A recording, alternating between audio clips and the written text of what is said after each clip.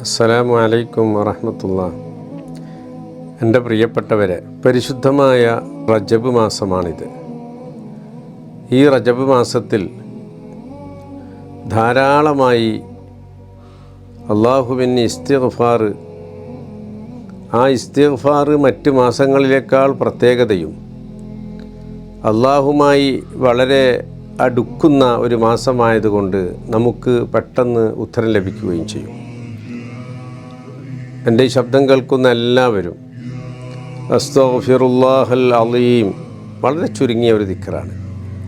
ഈ ദിക്ർ നിങ്ങൾ ചൊല്ലുന്നതോടൊപ്പം എൻ്റെ ഈ വസിയ്യത്ത് നിങ്ങൾ മറ്റുള്ളവരിലേക്കും കൂടി ഷെയർ ചെയ്ത് കൊടുത്താൽ നിങ്ങൾക്കും അതിൻ്റെ പ്രതിഫലം ലഭിക്കും.